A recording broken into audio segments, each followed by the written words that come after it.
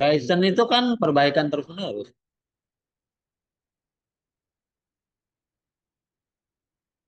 Kenapa? Boleh, boleh. Implementasi balance scorecard kan gitu ya. Ya.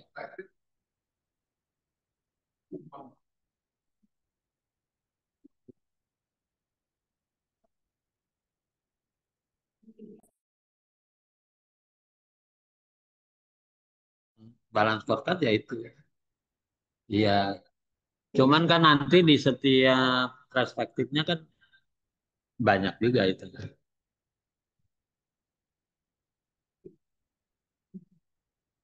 Ah, yang jelas kan gini, kalau ibu menggunakan model balance scorecard itu, ibu ingin menget, apa, mem- memastikan bahwa proses performance evaluation itu tidak hanya pendekatan kualitatif, tetapi pendekatan kuantitatif. Kan biasanya kinerja orang, kinerja perusahaan itu dideskripsikan baik, sangat baik gitu ya. Itu kualitatif.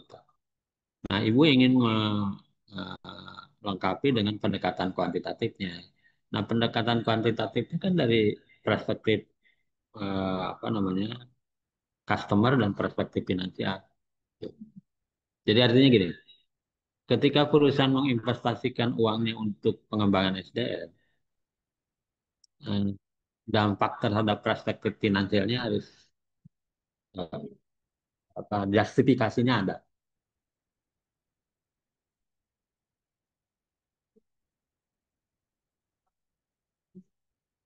awalnya.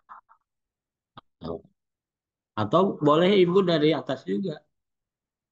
Jadi artinya ketika perusahaan ingin mengharapkan revenue growth-nya bagus, profit growth-nya bagus, sahamnya bagus, ya mau nggak mau perusahaan harus mengelola perspektif customer. Nah, mengelola perspektif customer itu harus juga dimulai dengan mengelola proses bisnisnya. Nah, proses bisnisnya akan bagus ketika perusahaan memperhatikan learning and growth gitu. Gitu.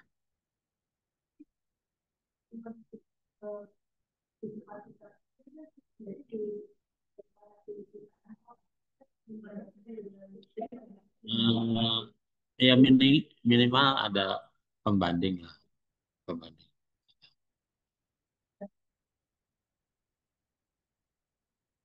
Ya, iya, iya, betul.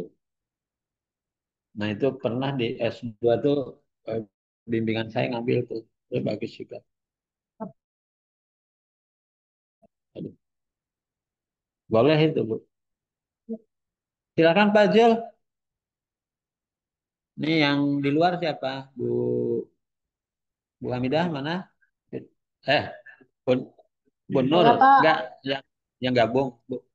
Bu Hamidah mana? oh Oh, saya ada. izin ikut online. Pak Padli. Izin. Pak Toro. Hadir, Ya. Bro. Oh, hadir. Siap, siap. Oke, Pak Jul silakan.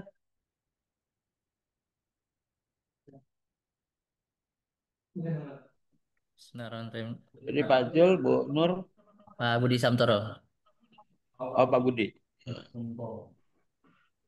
Baik, Assalamualaikum warahmatullahi wabarakatuh. Waalaikumsalam. Alhamdulillah. Alamin. Di sini aja Pak, nggak apa-apa ya? Karena online ya. Oh, nggak Nggak apa. apa-apa, nggak apa.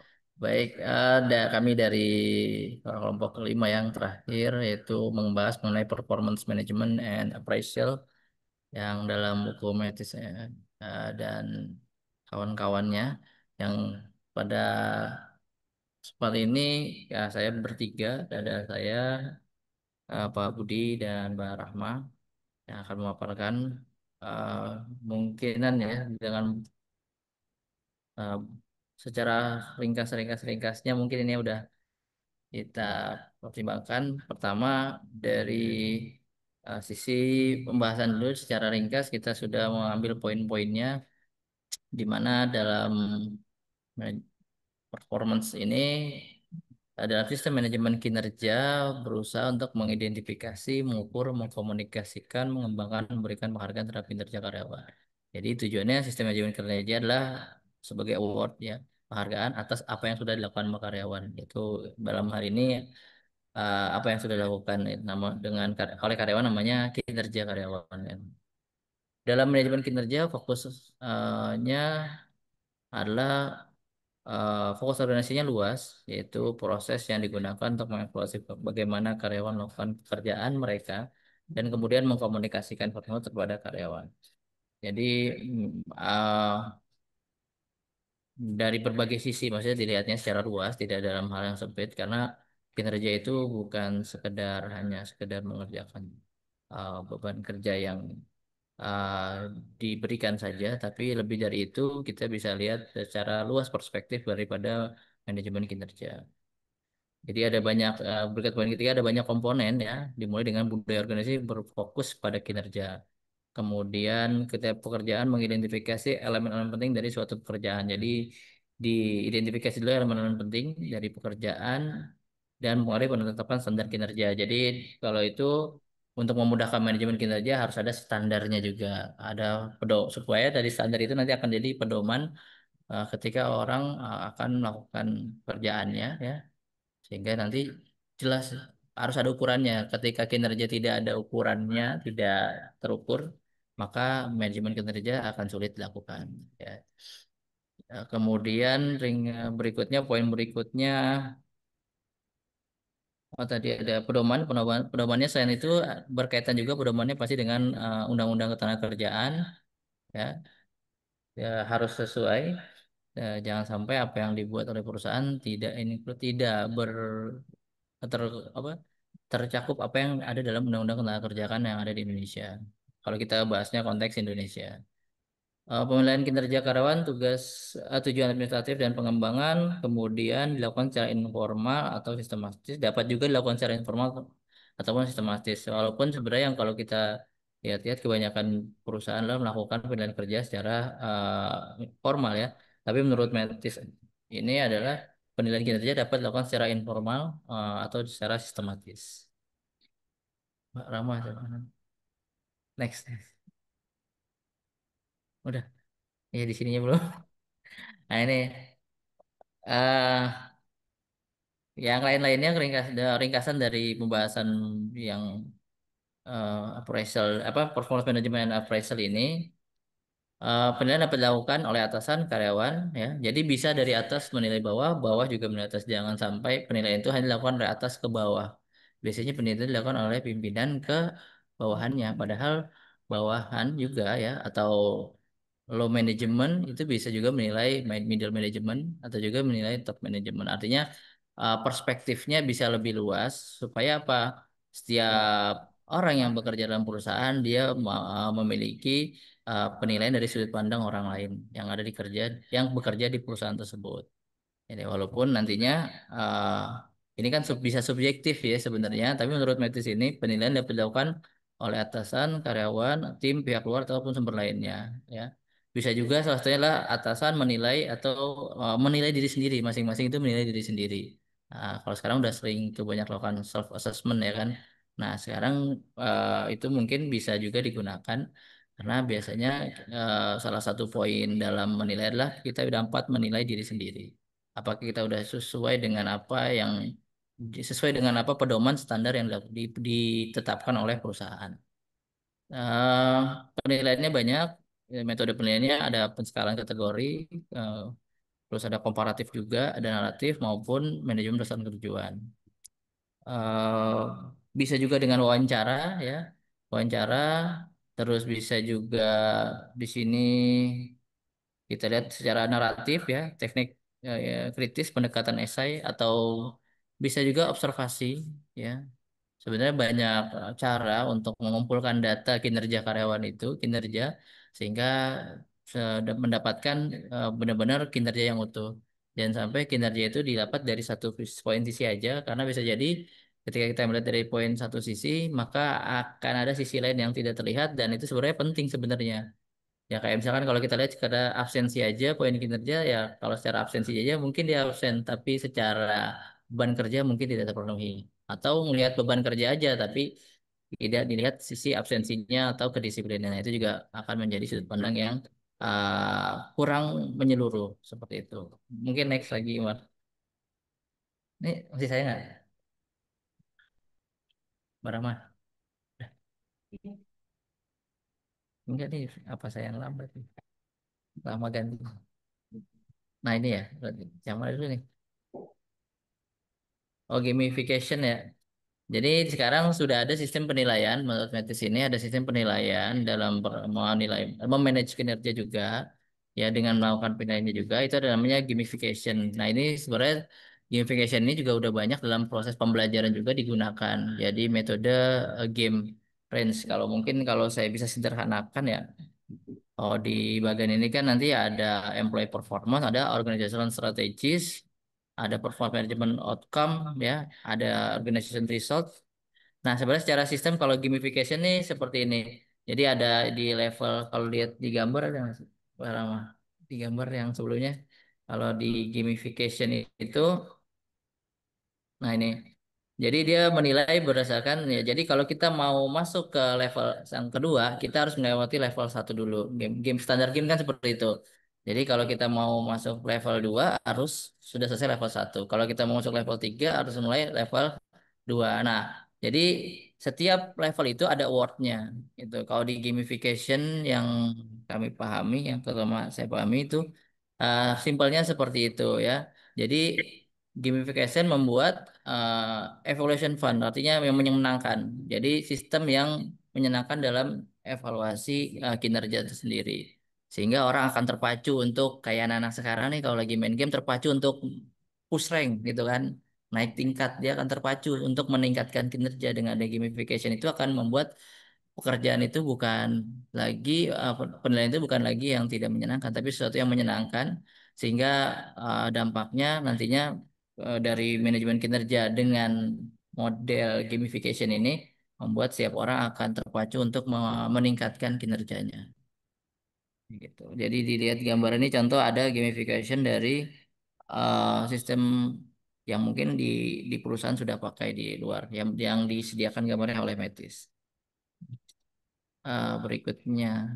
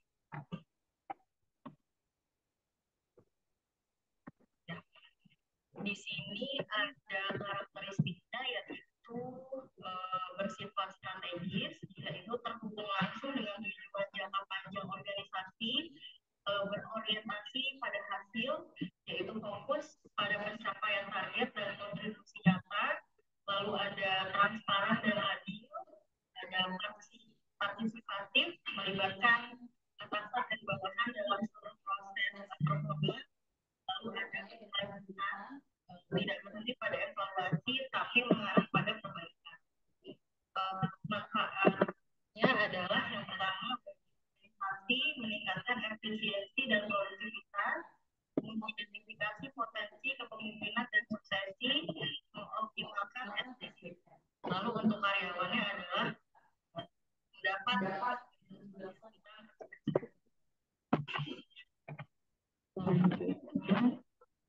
slide-nya.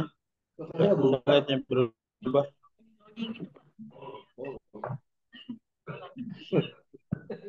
Mungkin selanjutnya Pak Budi apa sudah siap tentang Ya, Bu Nur. Suaranya kecil, Bu Nur. ya silakan Pak Budi. Saya share langsung saja ya.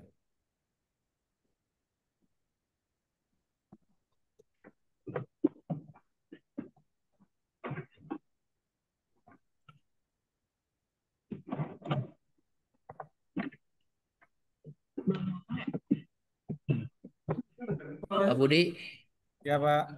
Nah, Pak. suaranya kecil. Pak Budi lemes ya. Suaranya kecil Pak Budi, yang Kecil gedean. banget ya. Baik. Kedengeran belum, Pak? Ya, oke. Oke, dengar ya. Oke, selanjutnya untuk ini slide-nya dari Bu Nur ya. Untuk komponen utamanya ya. Sama lemot nih, yang mau coba. Nah, itu dia. Sebentar, Pak.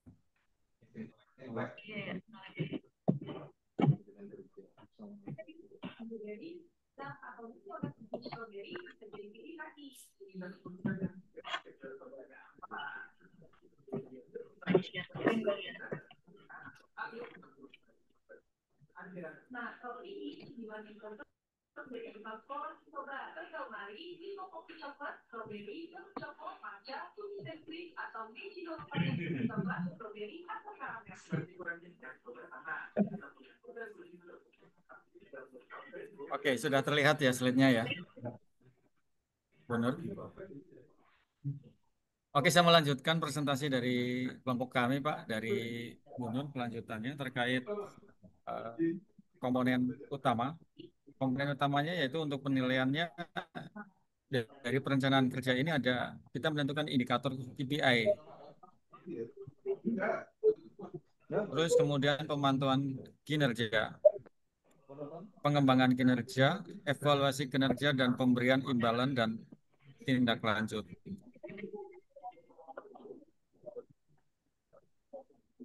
Oke, untuk karakteristiknya. Karakteristiknya ini bersifat strategis, kemudian berorientasi pada result atau hasil ya, dan transparan, adil, partisipatif, dan berkelanjutan. Untuk manfaatnya, yaitu bagi organisasi meningkatkan efisiensi dan produktivitas, mengidentifikasi potensi kepemimpinan dan suksesi, kemudian mengoptimalkan sumber daya manusianya. Terus manfaatnya buat karyawan sendiri adalah mendapatkan kejelasan tentang ekspektasi kerja, menerima umpan balik dan pengakuan, meningkatkan motivasi dan peluang karir. Jadi kesimpulan dari manajemen kinerja ini kalau kita garis bawahi adalah elemen penting dalam pengelolaan sumber daya manusia dengan manajemen kinerja yang baik. Perusahaan dapat membangun budaya kerja yang produktif, adil, berorientasi pada hasil sekaligus memberikan ruang bagi pertumbuhan dan pengembangan karyawan. Oke, selanjutnya saya akan percepat saja kali ya. Oke, karena untuk slide-nya ini kita ada rangkum banyak, tapi secara kesimpulannya aja dari organisasi result atau hasil organisasi adalah output pencapaian yang kita raih oleh suatu organisasi sebagai hasil dari seluruh kegiatan proses strategi keputusan yang diambil selama periode waktu tertentu. Jadi untuk penilaiannya itu biasanya per periode per 1 tahun biasanya. Kalaupun ada di breakdown per bulan, bisa jadi per bulan. Nah, tapi dengan hasil penilaian kinerja ini dari masing-masing departemen atau bagian, bisa dilihat dari kinerja keuangan, kepuasan pelanggan atau customer service-nya, kinerja operasionalnya, kinerja SDM, dan dampak sosial dan lingkungannya atau CSR-nya secara tanggung jawab sosial perusahaan seperti apa. Nah, ini adalah bagian dari organisasi result-nya ya. Oke, selanjutnya, mengapa organisasional riset penting? Nah, Kalau menurut penjelasannya, kalau kita ngasih contoh sebuah rumah sakit misalkan ya, memiliki tujuan strategisnya untuk meningkatkan kualitas layanan. Dapat terlihat dengan meningkatkannya tingkat kepuasan konsumen, kemudian menurunnya angka keluhan, bertambahnya pasien yang kembali menggunakan layanan. Jadi kembali lagi terhadap pelayanan yang baik itu dia akan kembali lagi customernya. Kemudian meningkatkan reputasi rumah sakit di masyarakat. Biasanya juga tercermin dari rumah sakit itu biasanya memberikan rating biasanya kalau kita lihat di Google Map-nya itu, jadi kita bisa lihat bintangnya berapa gitu. Nah, ini sangat penting untuk memberikan eh, hasil yang menjadi keputusan strategis suatu rumah sakit misalkan terkait dengan pelayanan dan eh, keberhasilan dalam implementasi visi dan misi organisasi tersebut. Kesimpulannya dari organisasional result adalah ukuran nyata dari seberapa baik suatu organisasi mencapai tujuannya. Hasil ini mencerminkan efektivitas organisasi dalam mengelola sumber daya, proses, dan strategi secara keseluruhan. Oke, mungkin sementara itu aja. Ada pertanyaan, Bapak Ibu? Atau kita mau diskusi? Silahkan kalau ada yang mau eh, apa memberikan tambahan gitu ya. Atau ada yang nggak jelas. Ya, saya boleh ini tanya sedikit. Silakan, Pak Samukri. Ya, tadi coba dilihat yang result dari manajemen kinerja. Satu lagi. Nah ini, jadi kinerja itu aja. Kinerja keuangan itu bagian dari manajemen kerja atau bagaimana nih ceritanya? Kinerja keuangan. Oke, saya tulis dulu. Ya, Hmm. apakah kinerja keuangan bagian dari kinerja apa tadi? Manajemen kinerja atau bukan?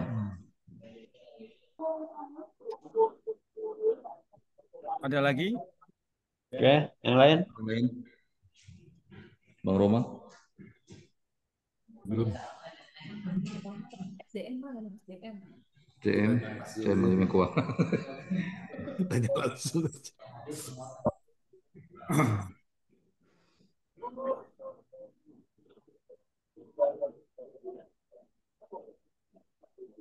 Sosial lingkungan juga bagian dari kinerja kali ya? Sosial lingkungan. Ya itu kinerja organisasi, kerja di perusahaan. Oh, Jadi bukan kinerja individual. bukan ya? Kalau nggak ada lagi, izin Ya, itu dulu satu menanggapi deh. kali ya. Ntar Ya. kesambung. Jadi benar tadi sesuai dengan judulnya, temanya. Ini adalah organisasional riset atau hasil secara keseluruhan. Memang kalau kita pisahkan ada keuangan, ada lingkungan, ada SDM, nanti ada operasionalnya. Nah, masing-masing ini adalah memiliki sumber daya manusia memang di dalamnya dan merupakan keseluruhan gabungan hasil dari organisasi keseluruhan gitu. Jadi meliputi beberapa departemen atau bagian dari masing-masing suatu perusahaan itu. Misalkan ada lagi general affair, ada lagi misalkan bagian edukasi training divisi atau bagian lagi operasional, ada lagi yang bagian finance atau accounting dan mereka pun memiliki SDM dan kalau digabung adalah ini suatu keseluruhan kegiatan proses strategi di mana masing-masing ini memiliki manajerial yang bisa mengambil keputusan dan secara penilaian kinerja bisa dimasukkan ke dalam penilaian KPI. Jadi kita lihat keuangannya pun bisa dilihat performanya tapi dengan indikator yang berbeda. Begitu juga dengan operasional, dengan KPI yang memiliki indikator berbeda dari masing-masing bagian kalau kita mau mengukur yang namanya kinerja di suatu perusahaan itu. Kira-kira itu Pak Sam. Ya, jadi jadi kinerja keuangan itu bagian dari manajemen kinerja ya, Iya, ya, betul. begitu ya. Tadinya saya berpikir kinerja keuangan itu berdiri sendiri gitu. Ya. Hah? Oh.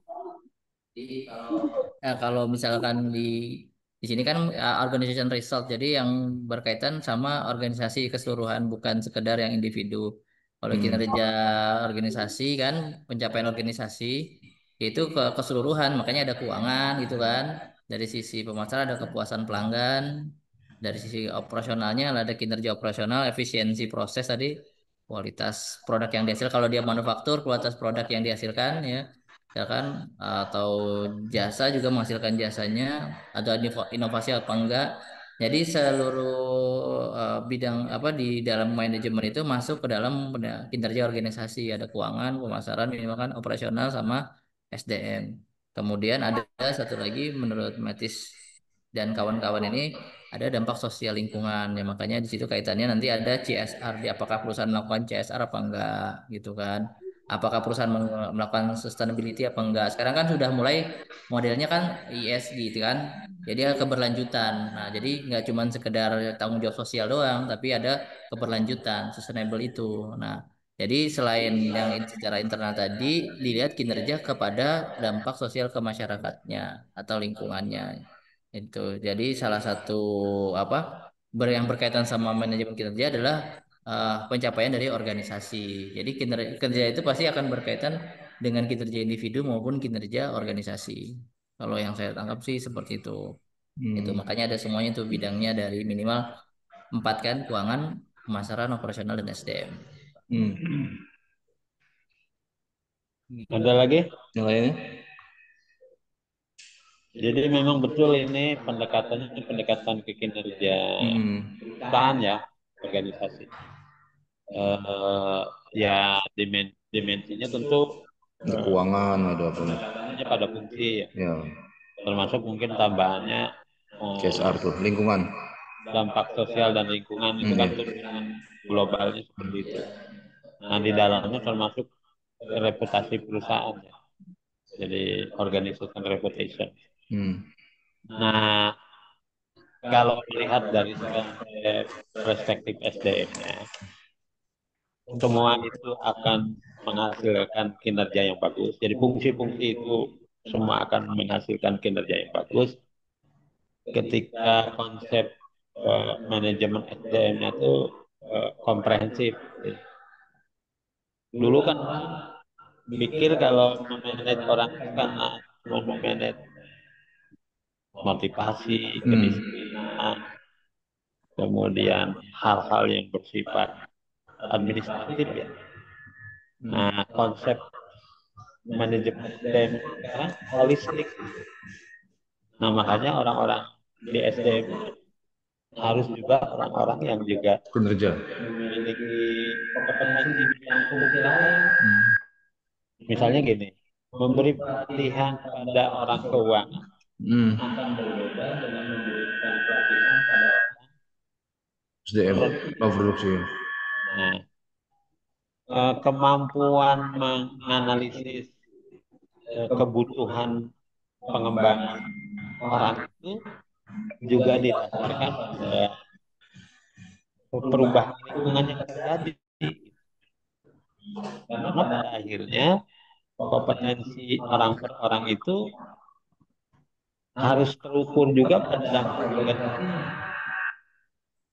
Misalnya gini, di industri otomotif aja ya, Apple to Apple misalnya, apa nih, Mazda CX-5, CR-V, terus apa lagi, Santa Fe kan gitu ya, kan gitu ya. Nah, kinerja penjualan di masing-masing merek itu juga sangat ditentukan oleh kemampuan inovasi setiap orang yang ada di dalam proses produksinya kan. Nah, inovasi di proses produksi itu sangat ditentukan juga oleh kemampuan eh, apa human capital manajemennya. Paham nggak? Paham, Pak? Paham ya? Paham. Paham ya? Jadi pada akhirnya eh, peningkatan kinerja perusahaan maupun peningkatan kinerja individu itu juga akan di backup oleh apa yang disebut dengan corporate intelligence. Nah, misalnya sekarang antara Fortuner dengan Palisade, Palisade, Palisade, ya kan semuanya udah digital itu di Palisade. Apa namanya, giginya udah paling semua digital gitu, dan menjadi berbeda dengan di Fortuner yang masih relatif manual. Nah itu kan dipengaruhi oleh kemampuan adaptasi teknologi dan pengembangan kompetensi orang di kedua merek itu. Tapi pertanyaannya adalah, apakah Fortuner akan cepat merespon perubahan itu, atau akan dia bertahan pada posisinya ini sehingga tetap menjadi pembeda antara kedua merek itu. Nah, keputusan manajernya lihat ininya dampaknya. Nah, ternyata kan setelah 2 tahun atau 3 tahun Palisade masuk, belum juga bisa mengalahkan volume penjualan Fortuner. Berarti artinya Fortuner secara teknologi, ya, secara proses produksi masih memiliki keunggulan kompetitif dengan Palisade. Apalagi kalau diukur dengan apa ya, harga bekas jualnya, harga bekasnya. Relatif mobil-mobil Korea itu harganya jatuh. Nah itu Mobil Cina ya, Mas. ya mobil Cina kita lihat juga ya ke depan seperti apa ya, gitu. Karena juga sekarang muncul kan mobil Cina yang tandingannya Alphard, semuanya juga Iya, teknologi Denza. harganya di bawah 5%. Tapi pertanyaannya, apakah Alphard akan merespon dengan cepat merubah teknologi dan ininya? Ya belum tentu juga. Kita lihat juga trennya kan. Karena gini, dalam konsep bisnis itu, ketika perubahan customer eh, behaviornya tidak drastis, dia tidak akan merubah. Contoh, Pak Zul, itu Avanza tuh 10 sampai 15 tahun bertahan dengan model yang itu aja. Tapi volume penjualannya selalu tertinggi. Masih Nah, diminati. Avanza berubah menjadi Avanza Veloz itu Masih harus setelah ada teliti tuh. expander. Persepsi ini ya. Setelah ada expander. Karena expander menyajikan apa namanya, model yang sangat berbeda dari Avanza. Jadi Avanza itu ketinggalan kalau nggak menjadi Avanza Veloz. Nah, ternyata Avanza Veloz juga Hah? bagus. Jadi secara apa, lebih lebih empuk ya ininya. Kemudian juga lebih luas. Duduknya juga nggak seperti ketika Avanza gitu. Nah, gitu ya. Jadi itu konsep pengembangan kinerja bisnis itu banyak ditentukan oleh variabel lain. Tetapi kalau kita melihat dari perspektif SDM-nya kan tetap bahwa pengembangan SDM, eh, baik eh, Terus tuh upskilling Pak, maupun jadi reskilling. peneliti apa? Mobil Cina versus mobil ini gitu. Nah, Dan oke. kait moderasinya green Mungkin teknologi itu ya. ya.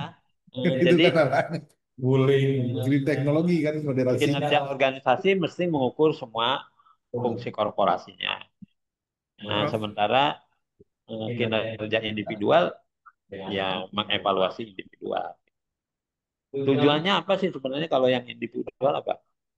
Menjustifikasi and fair and justice kan ya. Transparansi dan apa? Keadilan. Contoh misalnya orang dikasih gajinya berbeda, insentifnya berbeda karena didasarkan pada eh, apa namanya, grade kinerjanya kan menjadi adil, dan eh, kartu nilai kinerja itu kan mesti terbuka di perusahaan-perusahaan yang udah itu, orang semua udah tahu kartunya gitu ya. Sehingga ketika dia take home pay-nya berbeda ya karena kinerjanya berbeda. Jadi eh, job grading-nya jelas gitu. Terus yang kedua apa? Sistem pengembangan. Kan orang yang didahulukan dilatih, dikembangkan kan karena skornya juga berbeda. Ya. Terus apa lagi? Mungkin sistem karir kan. Jadi kenapa sih mesti ada manajemen kerja, evaluasi kinerja secara individual kan sistem karir. Orang yang outstanding, very good, good, sama di bawahnya kan mesti yang outstanding. Dan bahkan di BI itu kan diharapkan presentasi yang outstanding itu lebih dari 10%. Nah, tadi yang disebut dengan apa namanya distribusi paksa ya. Nah, distribusi paksa itu makanya evaluasi kinerjanya yang sangat baik 10% gitu. yang yang yang baiknya 60 gitu. Ya, jadi 70 yang di bawah. Tapi kan ada konsekuensi pada sisi finansial kan.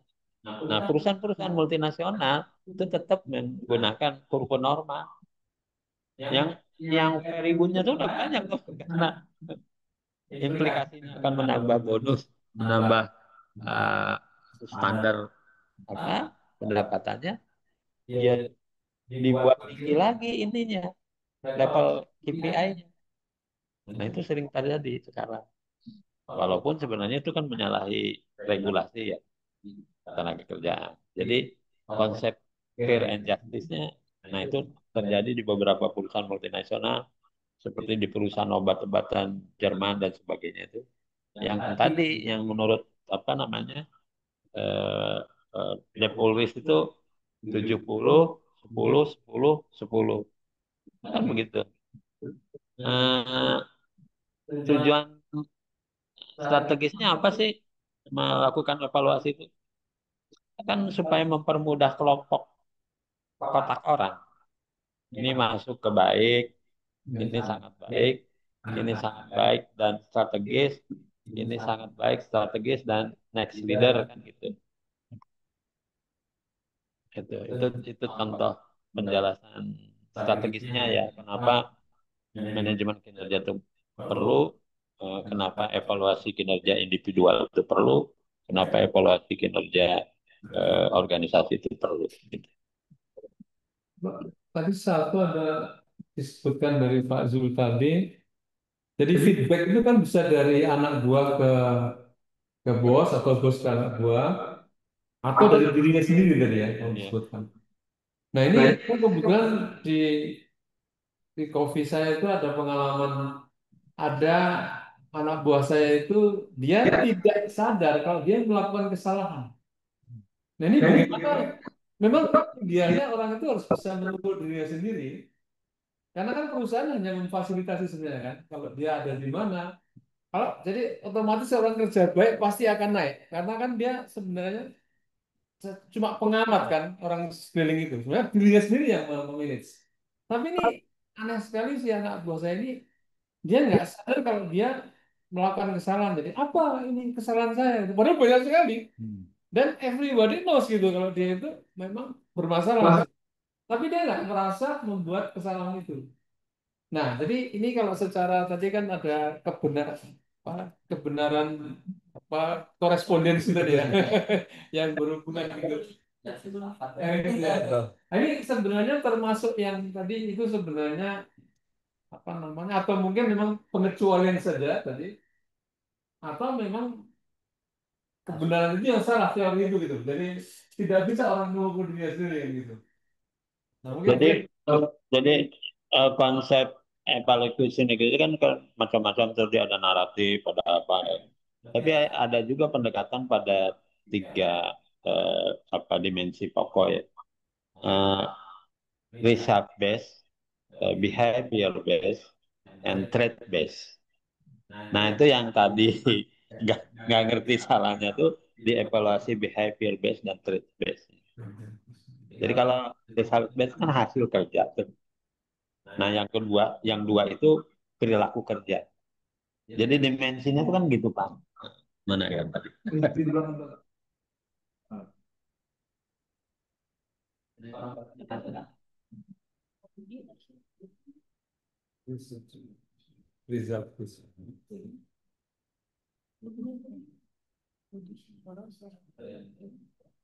Result. Result. Yang tadi itu, ini kayak kurang ini. Jadi orang itu harus juga memiliki kesadaran dan fungsi tugas namanya gitu. Dan juga mungkin itu ya indikator atau instrumen ya instrumen kerjaan. Kan kalau orang marketing di pelayanan tapi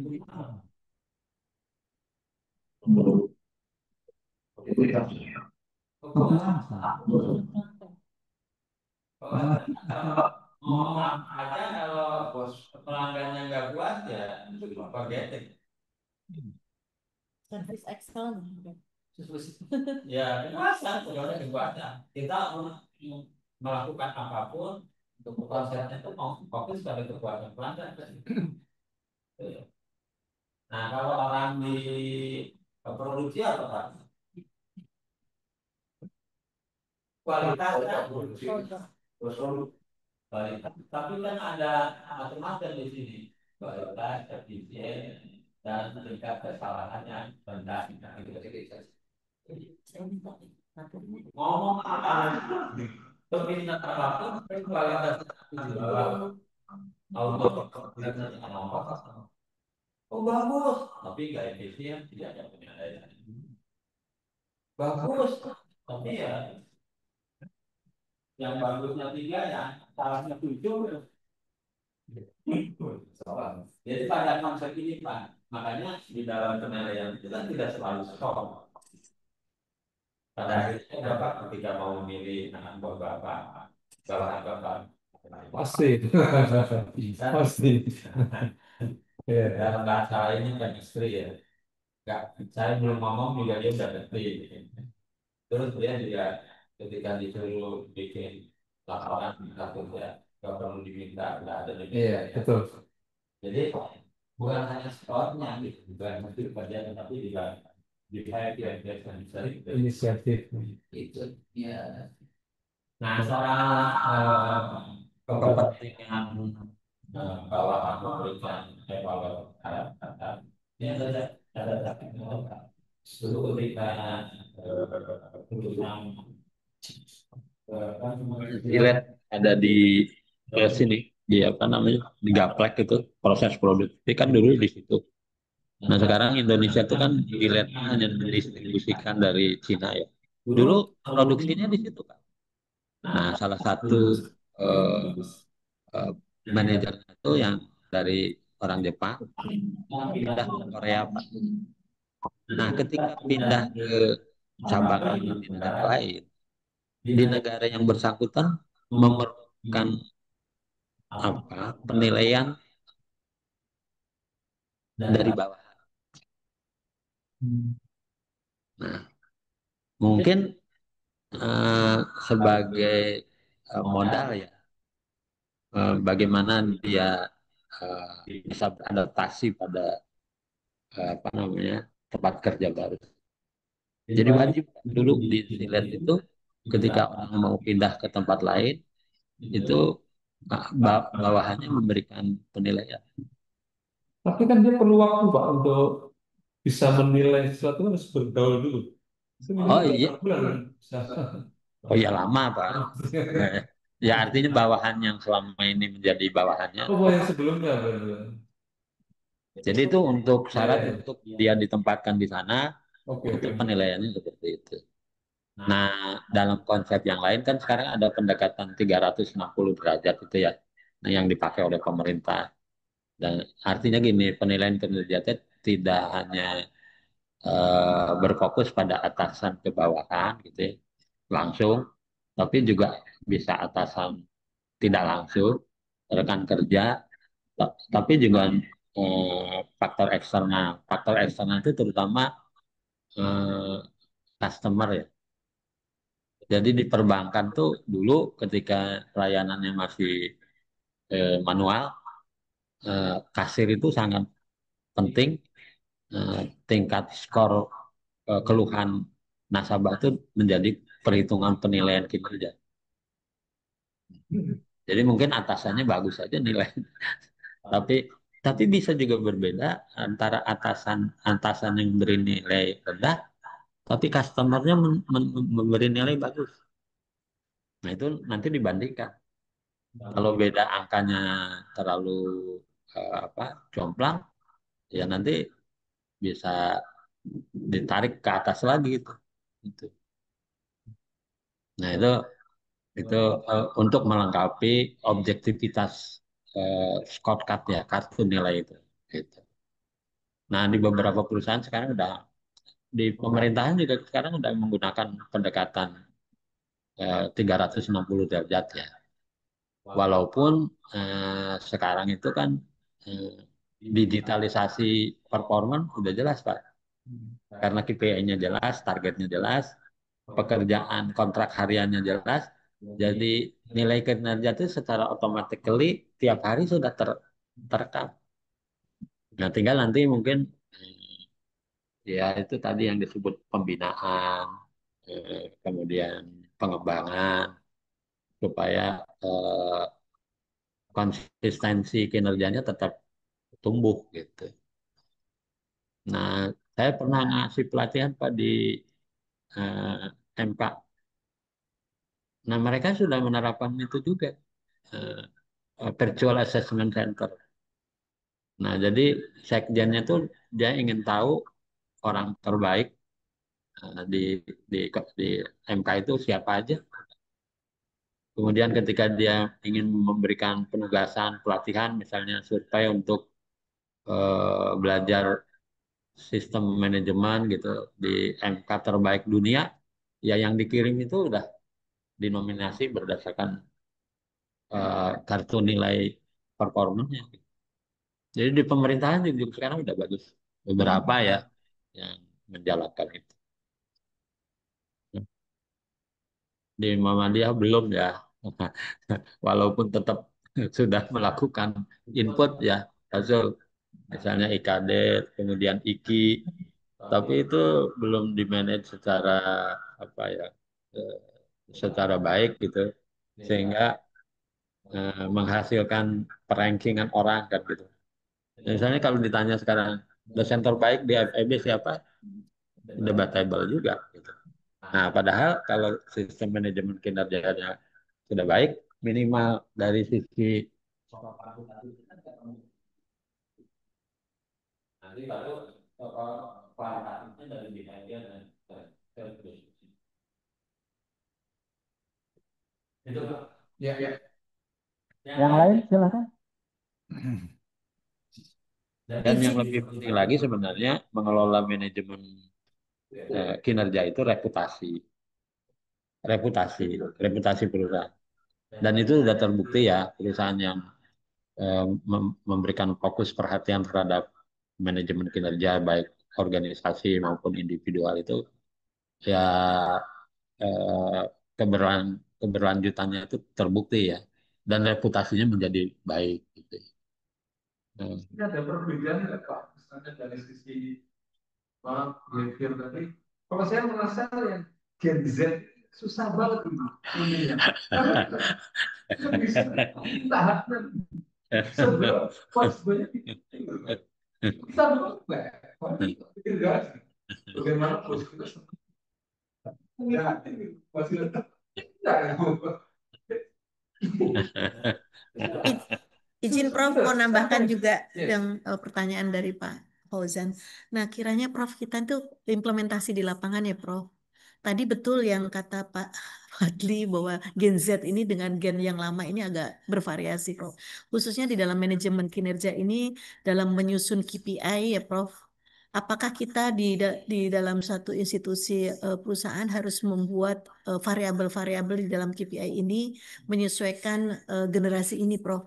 Karena kalau kita menggunakan KPI berdasarkan generasi-generasi lama dan baru ini gapnya sangat besar sekali, Prof. Kiranya apakah bagaimana trik-trik kita di dalam menyusun KPI ini bisa dipakai di dua generasi ini, Prof. Mungkin itu, Prof, khususnya di manajemen kinerja dalam hal evaluasi ya, Prof, kinerjanya. Terima kasih, Prof. Pendekatan riset base-nya sama, tapi pendekatan behavior-nya yang harus berbeda. Nah, misalnya tadi kata Pak Fauzan, susah bener. Ya karena kita nggak melepaskan baju kita dari karakteristik generasi kita.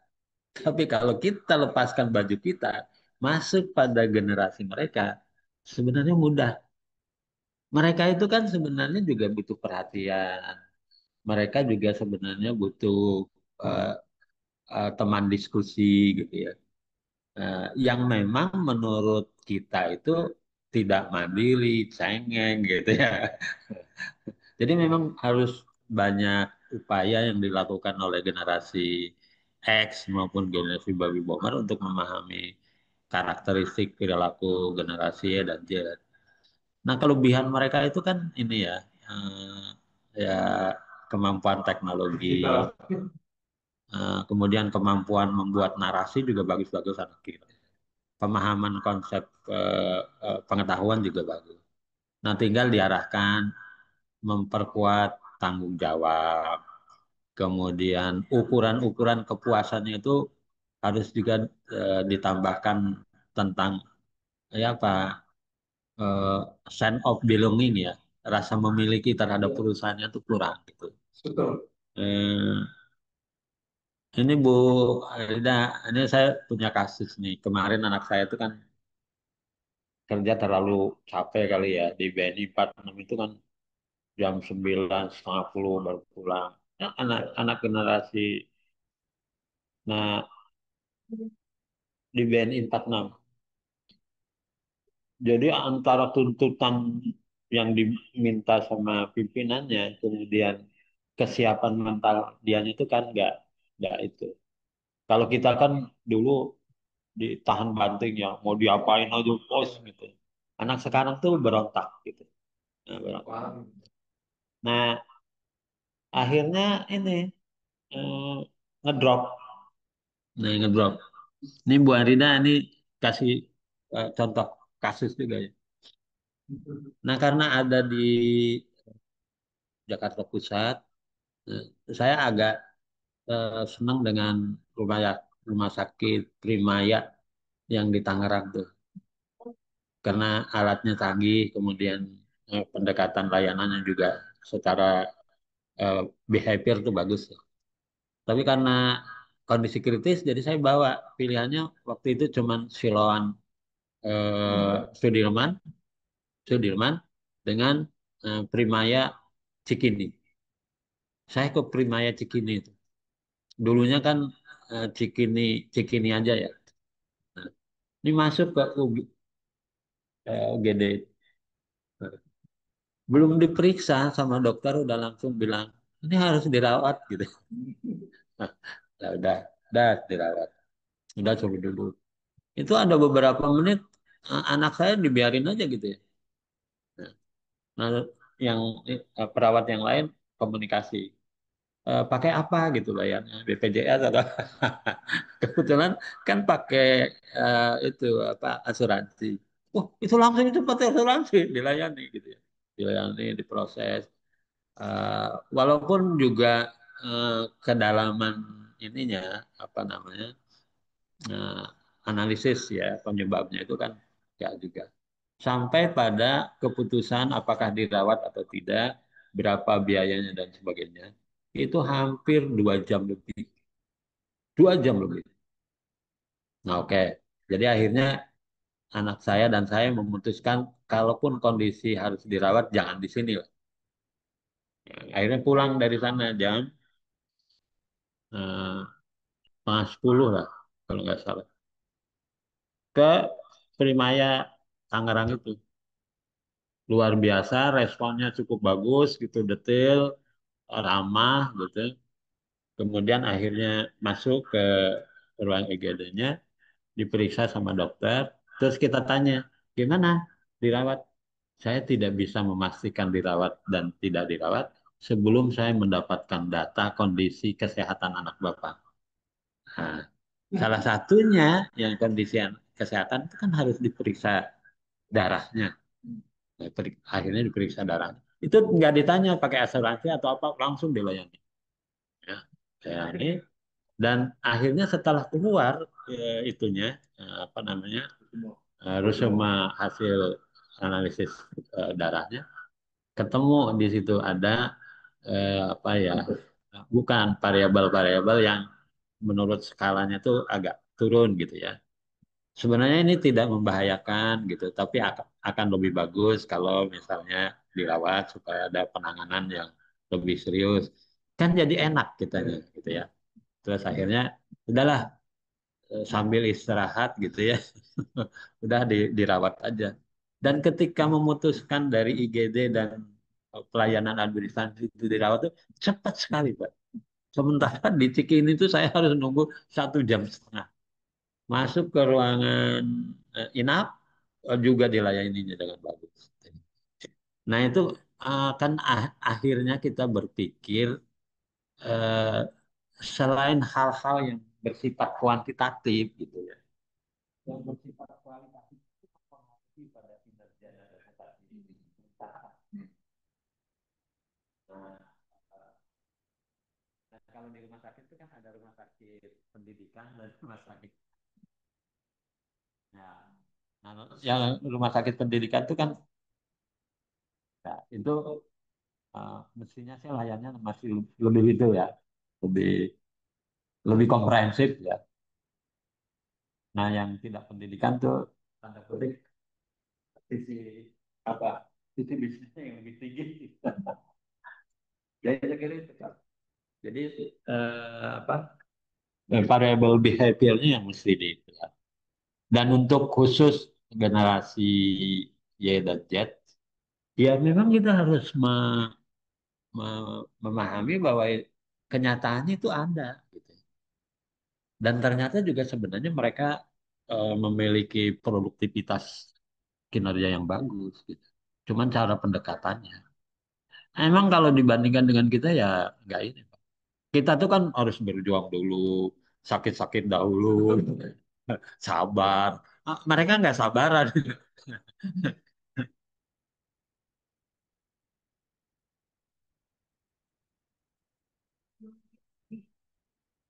Iya, iya, iya, iya.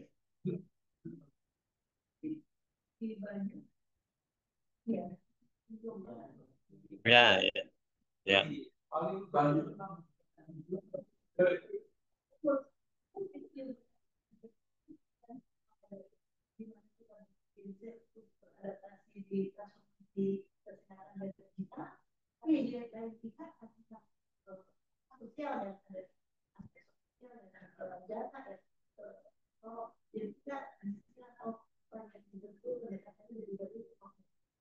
Ya memang indikatornya kan gini, labor turnover-nya tinggi, tingkat tingkat keluarnya tuh tinggi, dan labor turnover intentionnya tinggi gitu. Jadi minat keluarnya tuh udah tinggi. Kita tuh kan kalau generasi sebelumnya kalau masuk kerja kalau bisa mah nggak keluar keluar gitu, kan gitu ya. Tapi kalau mereka nggak, eh, wait and see ya. Dan ibaratnya kalau orang naik motor gitu ya, belok kirinya nggak pakai sen. Contohnya begini, jadi itu eh, anak saya tuh yang pertama kerja di perusahaan Jerman obat-obatan, dan salah satunya mengelola anak generasi Y dan Z itu. Itu mau izin keluar ya keluar aja. Ditanya ya apa, bukannya keluar saya keluar aja. Iya betul itu. Ya, ya karena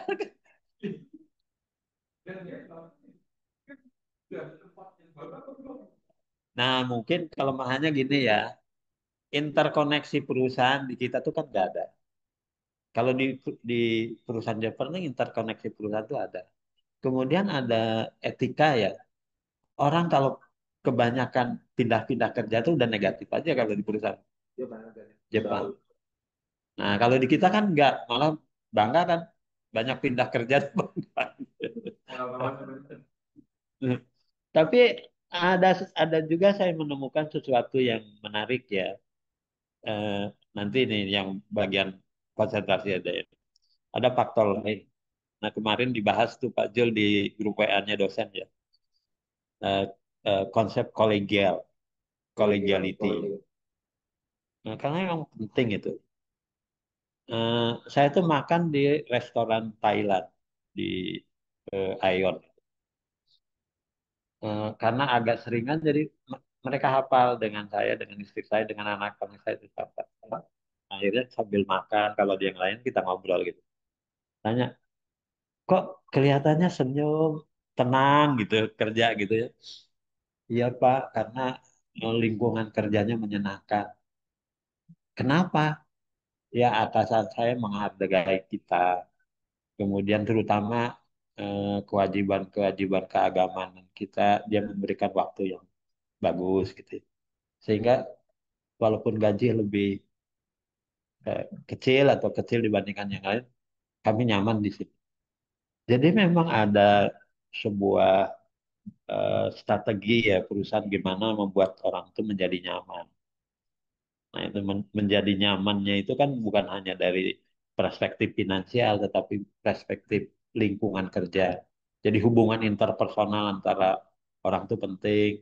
Kemudian kedekatan atasan dengan bawahan itu penting, kan gitu. Dan juga memulai membangun bahwa ide gagasan itu juga harus tumbuh dari bawah itu yang Bapak sampaikan. Di perusahaan eh, Jepang kan itu sebenarnya. Inovasi itu tidak harus selalu dari atas, tetapi dari bawah. Dan karena memang di bawah itu yang sebenarnya proses apa namanya kegiatan ada di bawah.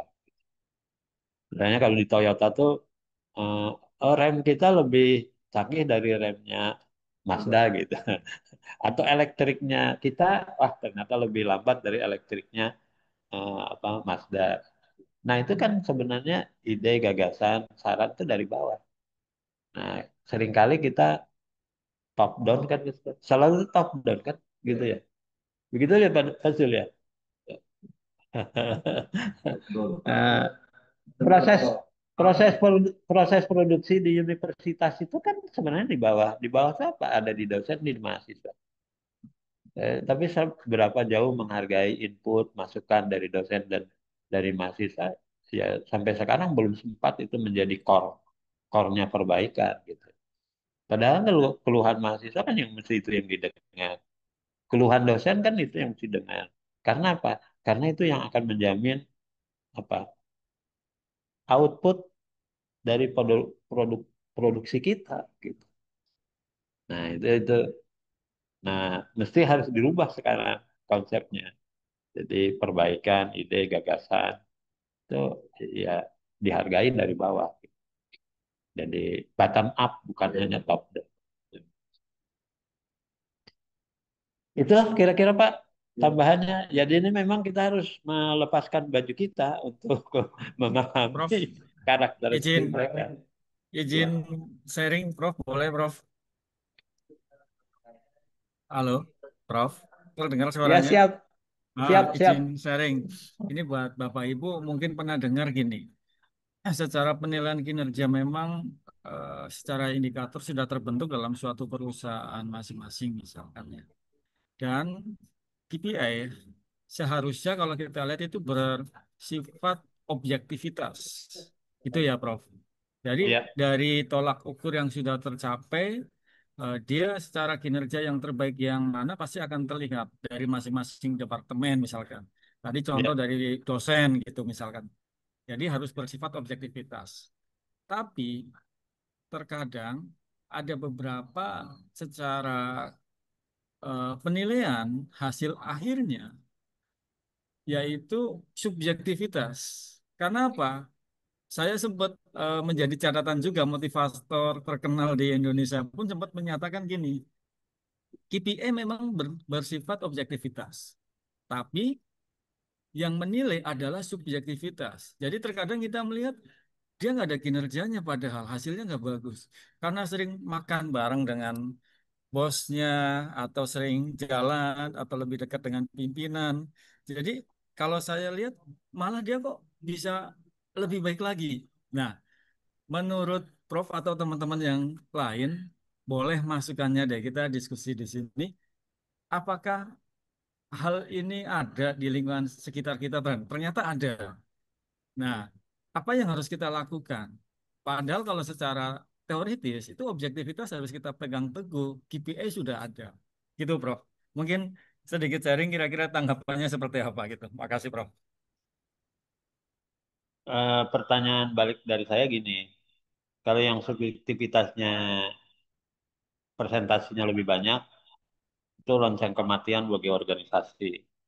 Ya, tapi kalau presentasinya masih kecil ya, kalau misalnya cuma 0,5%, di bawah 5%, lah itu sebenarnya apa ya, eh, kondisi real political organization.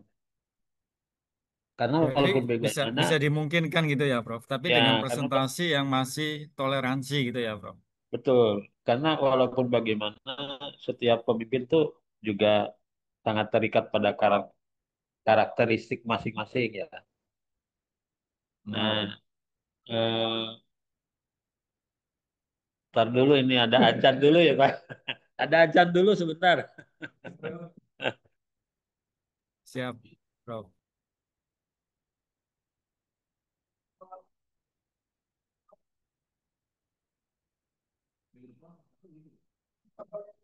Ya minggu depan di online-in aja ya. Ya, karena kan tanggal 27-nya libur ya. Ya, plan aja tuh.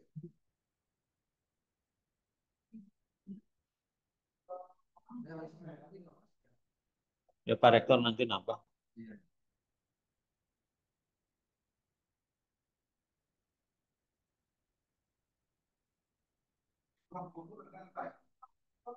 Tadi Pak Samsul katanya ada.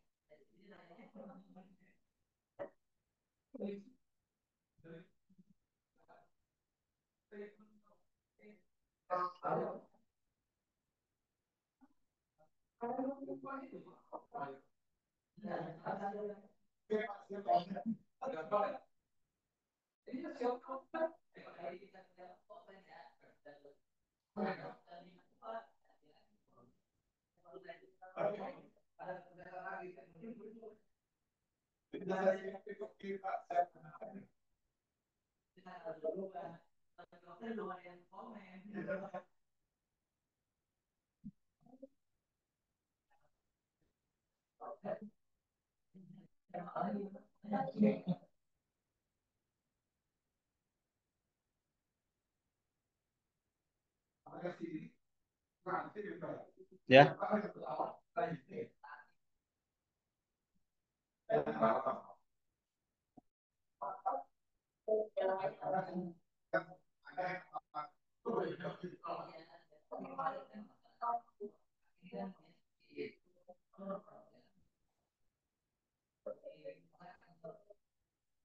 Jadi emang gini, serba salah Pak. Kita itu punya kerjasama dengan Thailand. Ya akhirnya di dirumahin itu. Kemudian untuk beberapa S1 ya, S1 maupun S2 itu kan memang butuh apa namanya mahasiswa asing. Nah di S3 itu ya salah satunya itu. Ya resikonya seperti itu.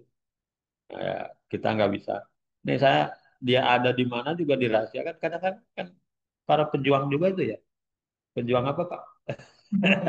Pejuang Islam di sana. Nah mungkin gini Pak Taro ya.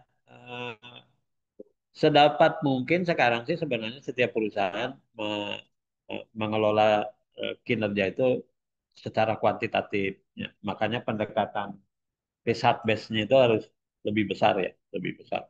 Nah, itu sebenarnya untuk menominasi, meranking ya. Nah, ketika angkanya sama gitu ya, ya subjektivitas pimpinan masih bisa diterima. Tapi misalnya angkanya yang satu 900, yang satu 70, terus yang dipilih promosinya yang 70, ya itu yang sebenarnya nggak bagus. Tapi kalau angkanya sama gitu ya, subjektivitasnya jalan, dengan justifikasi pendekatan behavior based dan trade based-nya tuh dipakai. Gitu. Nah, karena kan apa namanya di banyak kasus juga terjadi begitu. Misalnya kayak gini Pak, di Polri itu kan, coba Bapak lihat setiap Kapolres, Kapolda, ya kalau nggak seangkatan dengan Kapolrinya, atau yang memiliki kedekatan dengan Kapolri, walaupun tetap mereka berargumentasi bahwa eh, skor kinerja secara kuantitatifnya jelas bisa dibandingkan gitu. Nah itu. Nah mestinya sih di dosen udah nggak ada yang gitu ya. Di dosen kan sudah lebih mandiri gitu ya. Eh, ya yang faktor subjektivitasnya mesti ya kayak kita melaporkan BKD Serdos itu kan udah sistem itu. Kalau nggak ada ya nggak ada gitu. Kalau ada ya dinilai gitu ya. Gitu. Apakah pengaruh ya, Prof, dari faktor perusahaan tersebut sudah TBK atau dalam bentuk masih yayasan atau masih Ya, ya. perusahaan keluarga berpengaruh besar juga gitu. Oh iya, iya. Iya betul. Kalau TBK itu kan mata yang mengawasinya udah banyak, Pak. Jadi tingkat profesionalismenya sudah di, apa ya dituntut karena ya kan akhirnya pada eh, reputasi sahamnya kan gitu. Gitu. Nah mungkin saya ngasih contoh walaupun mungkin ya pantas saja karena gajinya gede ya. Di BI itu sudah menjalankan transparansi penilaian kinerjanya cukup bagus ya menominasi ranking angka. Nah, kemudian prioritas misalnya justifikasi nanti siapa yang duluan disekolahkan ke luar negeri, siapa yang dikasih kesempatan untuk bekerja di cabang BI negara lain, itu dasarnya skor kinerja gitu ya. Nah, KPI-nya ya dibuat secara bersama-sama dan dievaluasi secara rutin. Ada perusahaan yang punya KPI, tapi KPI-nya 10 tahun yang lalu yang nggak relevan juga gitu. Jadi mungkin saya kira itu ya eh, Pak Toro. Terima Makasih, kasih. Prof. Eh, mungkin udah ya Pak Zul ya. Ya, Ma- Iya. Jadi yang menilainya itu di luar dari tiga ini, bukan result, bukan behavior, bukan kelas, tapi proses. Makanya ada kelasnya. Jadi yang penting result atau proses nih, karena yang penting udah lakuin sekarang hasilnya gimana ya kita belajar. Gimana itu? Ya salah lah. Pak, hasil akhir proses memang Mbak harus diikutin ya. Tapi hasil akhir ya lebih penting. Hasil akhir lebih penting. GCG itu pasal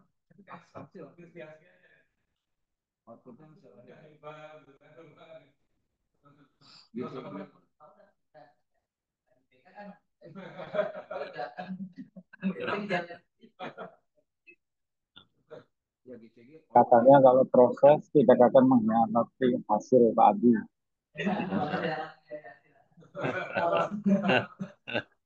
Proses tidak akan mengkhianati hasil. Saya kira mungkin itu Pak Sul ya. Jadi Pak Sul sudah menggugurkan tugasnya gitu ya. Jadi tutup dulu Pak ini kita. Oke, kita tutup Pak Sul. Pak